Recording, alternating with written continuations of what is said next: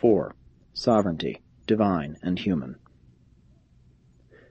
The brotherhood of men is founded on the fatherhood of God. The family of God is derived from the love of God. God is love.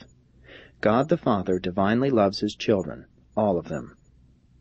The kingdom of heaven, the divine government, is founded on the fact of divine sovereignty. God is spirit. Since God is spirit, this kingdom is spiritual. The kingdom of heaven is neither material nor merely intellectual. It is a spiritual relationship between God and man. If different religions recognize the spirit sovereignty of God the Father, then will all such religions remain at peace.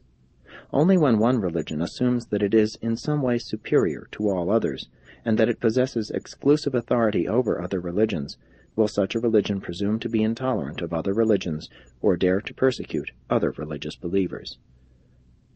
Religious peace, brotherhood, can never exist unless all religions are willing to completely divest themselves of all ecclesiastical authority and fully surrender all concept of spiritual sovereignty. God alone is spirit sovereign. You cannot have equality among religions, religious liberty, without having religious wars unless all religions consent to the transfer of all religious sovereignty to some superhuman level, to God himself. The kingdom of heaven in the hearts of men will create religious unity, not necessarily uniformity, because any and all religious groups composed of such religious believers will be free from all notions of ecclesiastical authority, religious sovereignty. God is spirit, and God gives a fragment of his spirit self to dwell in the heart of man. Spiritually, all men are equal. The kingdom of heaven is free from castes, classes, social levels, and economic groups. You are all brethren.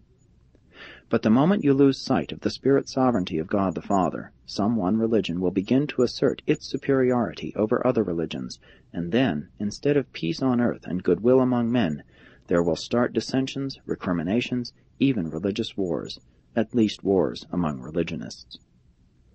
Free will beings who regard themselves as equals, unless they mutually acknowledge themselves as subject to some super-sovereignty, some authority over and above themselves, sooner or later are tempted to try out their ability to gain power and authority over other persons and groups.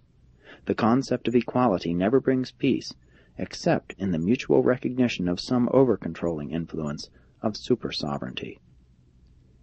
The Urmia religionists lived together in comparative peace and tranquility because they had fully surrendered all their notions of religious sovereignty.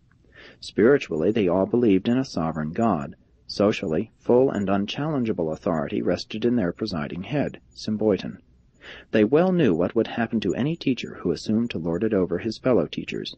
There can be no lasting religious peace on Urantia until all religious groups freely surrender all their notions of divine favor, chosen people, and religious sovereignty.